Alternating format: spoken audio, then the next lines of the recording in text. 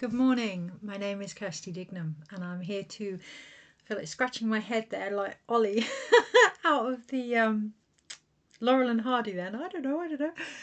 I am here because I do know to look at the weekly energies with today's Monday's Musings on the 1st of September 2025. It can really feel as if we don't know what we're doing this week. It can really feel I'm getting a large sensation of being acutely aware of the winter months and that need to hunker down and just be with whatever we're processing, to be held and warm and comfortable. But also still very much aware of the light and the potential that is available, not just with the sunshine outside and the weather that is going to continue to be warm off and on. In between them all, this month is a need for maintenance. I'm extremely aware that the boiler man is about to turn up to my home at any point, late morning, they said, which is a symbolism in itself, a late morning. But life carries on. Even though we are waiting for maintenance, even though we are waiting for certain things to come in, this week it feels really important to chop wood, carry water, to keep going with what we are presented with in every waking moment. We are going to find ourselves in the middle, and when we sense into that, it's going to come in quite quickly. So allowing yourself time to finish what you started is going to be very relevant. There's still time and space to go back to any new information coming in. We're going to find ourselves in the middle of eclipse season. With that, it feels like it's a real mental energy to go beyond trusting what we know, what we think, what we would like to happen, to what we actually feel, and from there what we can see, the potential that could expand around us if we can just get out of the way of our own mindset. There's going to be many, my left ear's ringing, there's going to be many ideals and beliefs that are going to be encouraged to come under the microscope this week as we, on the 7th of September, have a full moon eclipse, and then on the 14th of September have a solar eclipse. So both our light and our darkness, their shadow aspects, are going to be rising this month alongside, of course, the equinox. We're getting prepared for the fall. Now, I don't mean physically, although I would recommend this week, having had some experience with it over the weekend, to ensure that you are not going beyond your own means, you are working within your own limitations, because this gives us grounding. If we want to avoid tripping over ourselves, tripping up on the path that we're here to walk. There's an elevation occurring between where we were and where we are headed, and it's quite, for some, a steep step, but it isn't something that we can't do, provided we can acknowledge where we are and the distance that it's going to take. Which means we're really being encouraged this week to feel into the in-betweenness of September. 9th month, 9th year, completion. And to recognise the invitation at the beginning of the year that was to acknowledge the difference between completion and change. They are not the same thing. Completion is that space where we are held between what was and what could be, where we allow what we no longer want to take forward to gently, like the leaves outside as we go into autumn, fall from where they were being held. Change is what will come of that in the following subsequent months. So being eclipse season, we can expect things that perhaps not were hidden, not, when we think about the darkness, that's the other encouragement this week, to look at how we think about the darkness, but to also look at how we think about the light. It has changed this year for many. I can hand on heart say that my own view of it has shifted. I want more light, I want more sunshine, I want more joy. I feel as if I've held space for a lot of things to shift and to be witnessed, and there are going to be many out there that may avoid the upcoming shift in frequency because there's a belief that it needs to be heavy, that it needs to be how it used to be in order for things to change and shift, and that isn't the case. Why? Because we have changed.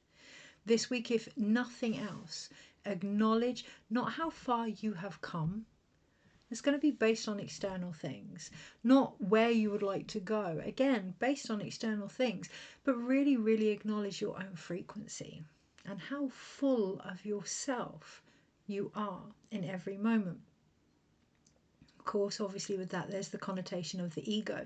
Don't push the ego to one side. It's a natural part of the human experience. More how full of your own energy you are.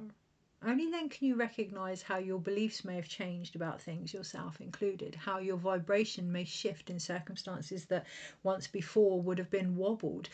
Really acknowledging how you hold yourself this week is going to be key to see how far you have come based on where you are.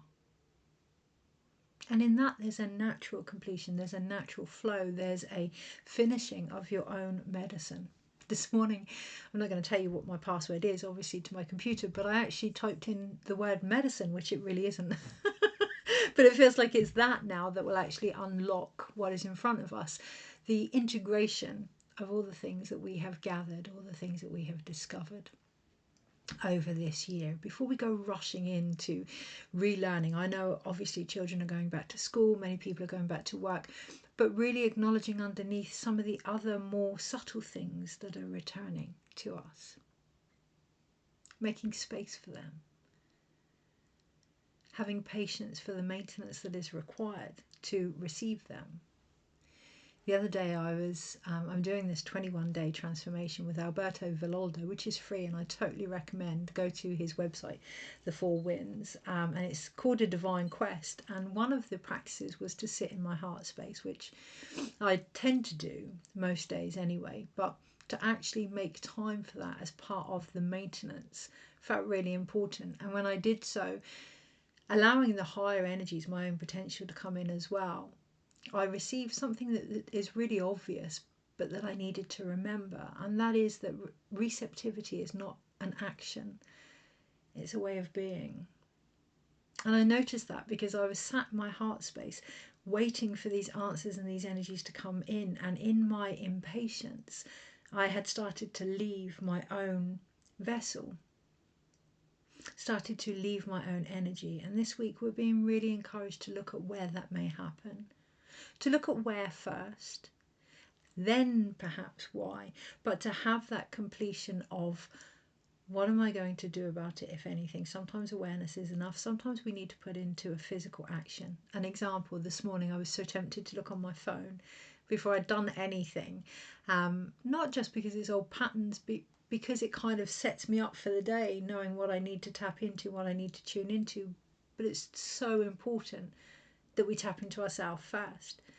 Being aware of that, being aware of why I do that as well, my own wounds with that, and then having the fortitude, the action of saying I'm not going to do that. So following through, yes, following through, allowing that transformation to take place by following through in our actions. So yes, awareness this week. Yes, knowing why we behave the way that we do, knowing what is going on, seeking advice, but then following that through with an action for the completion. And that action is maintenance. That action is what's going to take us into the colder months, whether that's the boiler man inspecting the boiler to ensure that it's safe for my home for the coming months, or whether it's a new way of looking at our behaviours and bringing forth any change that we now seek before we go into 2026. Is there anything else on that? It doesn't feel like we have to over search this month. It does feel like it's more of a surrender, but that surrender comes in knowing and trusting the process within us. It doesn't have to be overcomplicated, and that's going to depend on how we have seen the situations throughout the year and our ability to, I was going to say focus on the light, but it isn't. It's our ability to look at what we focus on. With that in mind, I'm going to focus on the energies for this week and how to best navigate them. I'm going to use the Wildwood Tarot. I feel very drawn to a more ancestral type energy, which I always do in the Burr months, the September, October, November, December. I always feel more drawn to go within to that ancestral, more ancient wisdom as that season in me changes also. However, I'm noticing collectively that there's this belief there's going to be a divide in paths in humanity between AI and technology and the old ways, ancient skills. My encouragement this week would be, how can we navigate both? How can we unite both? How can we unite those summer months with the autumn months? How can we unite what we are bringing in with any endings that need to occur in order to do that? How can we ignite our intuition? How can we unite, sorry, not ignite, unite our intuition with the technology that is available? How can we remain who we are in a world that is very capable of sharing that however we choose to? Really looking at where we may be losing our authenticity in the face of all of this wonderful equipment that is available. I use the tarot every week to look at the energies because it gives structure and because it's one of the services that I offer. The truth of the matter is we can read anything provided we can connect to ourselves and be aware of where we're at before we receive the information. So with that in mind, I'm feeling very wild, very indigenous to my own soul. So that's the energy I'm going to connect to, which is the last thing I want to mention this week. Be discerning with the networking that you are part of. Be discerning with the energy that you are choosing to connect to, especially the known and unknown. I mean, you know, we say that we didn't know something was happening, but the more aware we are of ourselves, the more aware we can be of our subconscious. So just being aware and discerning and truthful and honest in the energies that you're connecting to. It's not about berating yourself this week, but it is about being authentic and really looking at where you may be spending yourself or selling yourself too short this week. Wildwood Tarot. If all else fails, go back to nature. Go back to nature. Be reminded of how well Pachamama holds her own in all the seasons, and remember that wisdom, that incredible wisdom within you. Look at the language that you use this week as well. I'm reading an incredible book called Braiding Sweetgrass. I can't remember the author's name, but I'll put it in the comments. And they were talking about language and how 70% of the population uses the English language, but how the English language is very much based on giving things a name in the sense of them being objects. So a tree is a tree, whereas if we saw it as a more animate being, the impact that would have on how we treat it, that may differ. So this week, looking at the language that you're using and the impact that it has on how you behave, yourself included, particularly if old patterns come to the surface. What language are you using? How does that impact how you see it? Is there any change that is possibly needed in the slightest of tweaks with how you verbalize your emotions? Okay, we have the blasted oak at the bottom of the pack, just as I'm talking about language, right? The Tower of Babel, the belief that we were all separated into different languages so that we couldn't communicate together. This week, that energy really feels quite present, and I'm aware that I don't want to tap into that too much. So being very concerned with the frequency available and making the choice of what you want to connect to. This week we are going to see more of a rise in separating the languages that we use, separating the visions that we have and the beliefs that we have. We are going to see more, well, of a separation. Really feeling into what, using that as an opportunity to acknowledge what works for you. That does mean groups, that does mean mindsets, that does mean influencers and who we may be following, and including as well, obviously, our own narratives. What works for us now, and surrendering those that don't, for a language that is outdated, that no longer brings all aspects of ourselves together, that is no longer understandable to the evolved soul. Okay, energies this week and how to best navigate them. Really, really feeling the importance of maintenance here, really feeling the importance of checking in with our own safety levels, not just because of the boiler, but being aware of the signs and synchronicities outside that could be an invitation to look at what's actually going on for us before we react. That's the greatest level of maintenance we can do, because at least then our actions are based on our own viewpoint and our own energy.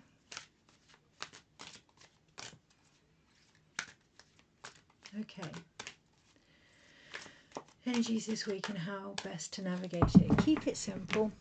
We have the 5 of arrows underneath, which is frustration, and it feels like it's from now until obviously Capricorn time, which is December.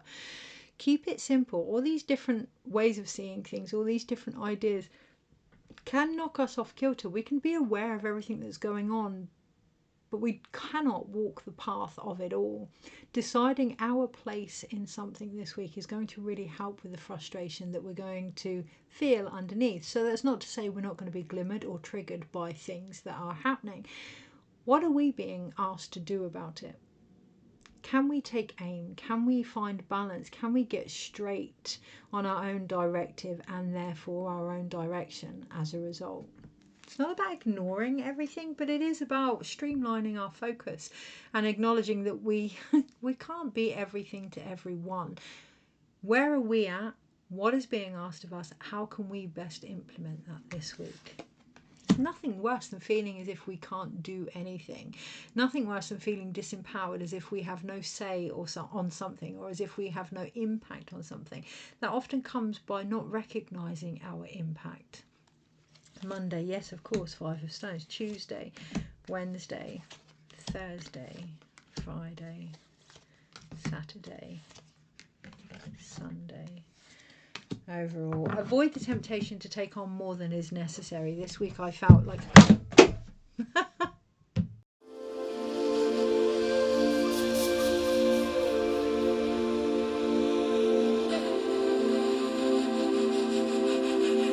I'm not going to leave that part out. Actually, I'm going to leave that in. The camera just fell off the back of my computer screen just as I was saying avoid the temptation to take on more than is necessary. What will happen if we do that? We're going to lose sight of our focus. We're going to lose sight of who we are. A couple of the days I felt very tempted to take more than one card, and it isn't needed. It isn't needed. We may not like what's in front of us. We may not appreciate what we can see, and that's the essence here, not appreciating what we can see, for the wisdom that is available in that. Be that people that we are watching on YouTube or Instagram, or people in our family, or the situations around us. If we cannot appreciate the full picture, we will not appreciate what is going on in front of us or the potential of seeing it in the first place. Don't take on more than is needed. See what is in front of you from where you are and acknowledge the truth of that this week. On the Monday, we do have the 5 of stones, and it's the endurance card. And what you can see here is the inner child that wants to go within to that cave of creativity, to those winter months, to that tenderness and nurture and care. So often we get confused with the 9th month, or with the end of the year. We get rushed into this has to be done, that has to be done. I'm quote unquote running out of time. We lose the joy, we lose the creativity, and there's an immense pressure there, whether that's our own children going back to school, whether that's us going back to work, whether that's just society knowing that in a month's time we're going to be force-fed Halloween decorations, and then 6 weeks after that Christmas decorations. If anything, the season when things start to slow down, mankind seems to have this way of speeding things up, of believing that when things are coming to an end we have to rush. Overall, we have the energy of death for the reading this week, and it's about understanding our belief of death, understanding how as a species we often fear it. And if we fear something, we cannot fully embrace it. If we cannot fully embrace it, we cannot fully integrate it. And then seeing death from the perspective of the journey, but also change. If we see death as endurance, if we see transformation as a painful way of knowing what is going on and almost having no choice and disempowering, then we're going to find this week a time of wanting to go within, wanting to retreat, not wanting to be in the storm. Acknowledging that, acknowledging your part in it, but also appreciating that it may very well be a very fine balance between sharing, receiving, taking a moment to restock, to maintain your own light, particularly on the Monday, to avoid any, not victim mentality, but any obvious out of balance. And when we're out of balance, yes, of course, with that comes a feeling of giving begrudgingly, or a feeling of being unseen or uncared for. My question this week would be, by whom? Who needs to see you? Who needs to care for you? On the Tuesday, that's going to bring forth a whole new way of seeing the journey that we're on in the Fool or the Wanderer. We do have the Rainbow Bridge here, and I am being mindful, obviously, as the veil's thin, we're going to be more aware of our ancestors and loved ones coming through, but also the Rainbow Bridge of the serpent, the body, the physical body, our energy centers. How balanced are they? Can they get us from where we are to where we want to go? What maintenance needs to come into play to ensure that? Yes, we talk about the equinox, and the seasons and the transition from fall into winter and summer. And where are we in our own cycle, on our own journey? And what do we need to ensure that that path is colourful and light and beautiful? This character isn't walking on the water. He's not using the tears of pain and endurance and suffering to move forward, but the light reflection that comes from it, from within our own body. On the Wednesday, we have the Four of Bows celebration. And originally, this reminded me of the Three of Cups, but it isn't the Three of Cups. It isn't a deliverance, and it isn't upright either. It's reversed. Now, for me, when it comes to energies that are reversed, they are still the same, but need to be looked at from a different perspective. I think that's the important thing to see this week, particularly on the Wednesday, to look at things from a different I can hear thunder outside. To look at things from a different perspective here. So originally, like I say, I thought this was the Three of Cups. It isn't. It's the Four of Bows. So that rest, that celebration, that deliverance is going to come from seeing how we see maintenance, rest, celebration and deliverance and change. Is it something that we have to force? Is it something that we need to integrate and accept in its own process through us? You can see that they're dancing with the bow and arrows of the 5 of arrows that was originally brought up.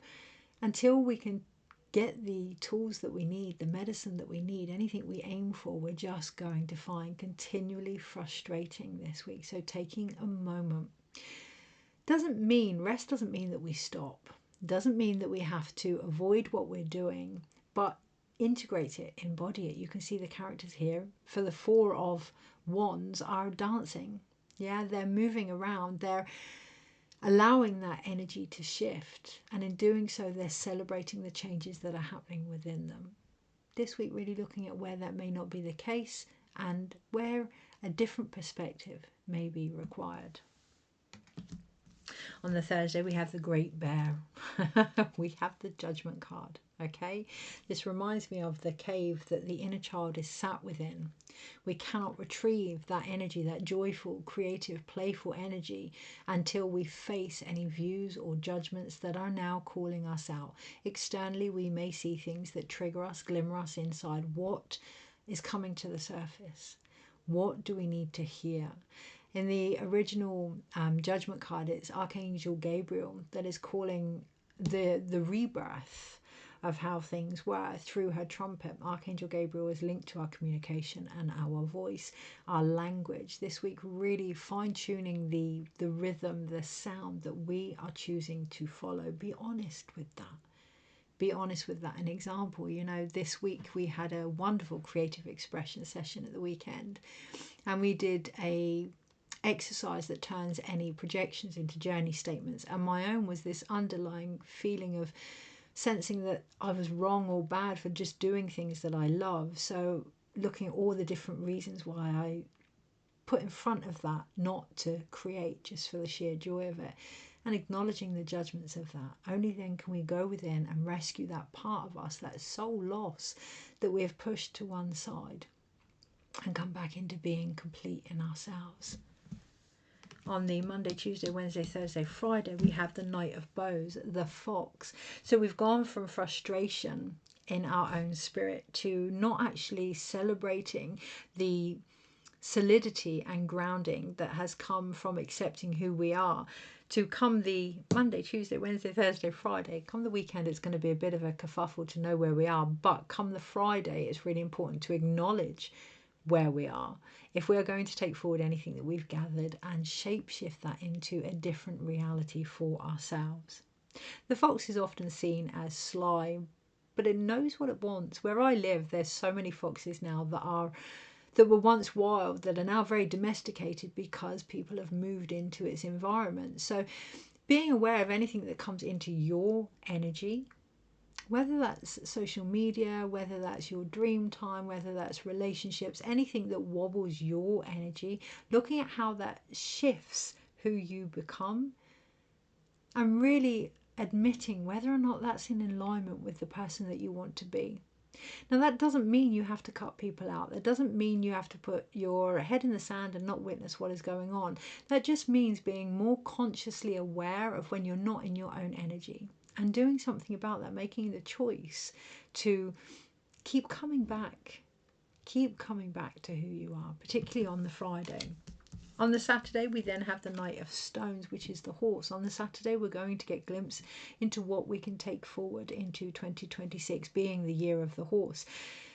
This horse in particular looks very frightened. It doesn't look like the normal Knight of Pentacles here. It's not very grounded. It's caught in a fight or flight. Observing where we may have found the chase, the run, the actions, the going after something to be our normal, and to look at where that may leave us out of alignment with the seasons that we find ourselves in, personally and collectively, particularly as we go into the winter months. Is this running after things going to suit the energy that we can work with? The more aligned, I've heard Alberto say something the other day about choices of our paths, and there being a choice of the wrong path or the making whatever path you're on the right path. The more aligned we can be to the direction we find ourselves in, the less frightened, the less emotionally unstable, the less distracted we find ourselves, the more capable we are of molding that path into what we need. And that's what gives us grounding and the power of the horse or change of 2026. Come the Saturday, yes, acknowledging what we are completing by being truthful with the energy that we are connecting to. What are we actually integrating? Has anything shifted within us? Being honest with that and looking at how we want to, I was going to say manipulate, but it's not manipulate, how we want to adjust ourselves to the energies and vice versa. On the Sunday, we have the Knight of Vessels, or the eel, the slippery eel that can move through the waters of what is going on right now, that can navigate. I was thinking about something that I heard the other day of the snakes, the Kundalini snakes, the water snakes, and our view of snakes, our view of transformation itself. I was sat out in the garden, there's a caterpillar coming near me, and I did move it away. I didn't want it to crawl all over me, and just acknowledging my own lack of respect and my own ickiness of transformation that was there in front of me. Eventually I did place it on some vegetable leaves so that it can feed from it. But by come the weekend, what I'm getting at here is to really look at how we feel about transformation, how we feel about change, how willing we are to accept that from within us. Because that's how we feel about the feminine. The darkness is the feminine. Change, creativity, birth, renewal, death, endings, they all come through the feminine body. So how do we really feel about that? Overall, as I mentioned before, we do have, just looking at the time thinking that's shorter than planned, but there was a bit before this, right? We do have the journey, we had the death card, there was a bit before this. Acknowledging there's a lot coming back for people, full circle and completion, and acknowledging the bits that came before where we are, that are returning for us to feed from, retrieve our own medicine here, our own meat, the sustenance that's going to put life onto our bones in the coming months. The whole point of transformation isn't always to get rid of everything. That's like saying death is the ending. It's the next stage of existence, whatever that may be, based on whatever it is you believe in. So acknowledging what came before all of this, whether or not you want to take some of that back, taking your power back, taking your energy back, taking your direction back, taking your ancient indigenous soul's wisdom back as part of the journey. When we walk the medicine wheel, at the center of the medicine wheel is the soul. And what happens is the soul almost separates. It goes into the space of the unknown, okay? And then it goes round the medicine wheel, gains clarity that it needs, any healing that it needs, and puts that into action by coming home to the soul. The medicine wheel states that the process of death isn't about endings but completion, and it's about the death of separation. So this week, really looking at aspects of yourself you may have separated from and how you can bring them back into who you are, whether you even want to.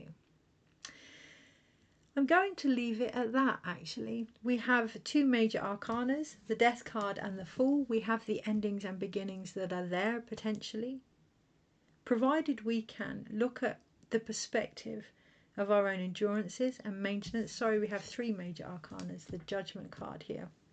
Provided we can look at our own perspective of our journey and any endurances, anything that may have changed, really grounding into what we want to take forward and emotionally shifting from that place of frustration to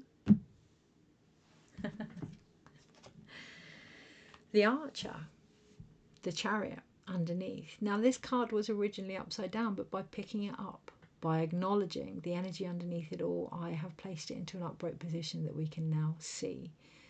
Looking at what is in front of you, what you are feeling, where you may have confused the situation, taking the different perspective here by acknowledging any judgments you have on your journey and any endings that may be required, the parts of you that want to come back, and whether or not you wish to move forward with them now. There's a lot of potential. There's a lot of different avenues to be walking down. There's a lot of different ways to see things this week. What I would encourage is that you maintain something that is going to sustain you throughout your own darkness, throughout your own endurance, throughout your own path, and throughout the winter of discontent that so many of us are now feeling. Take care, and I'll see you next week.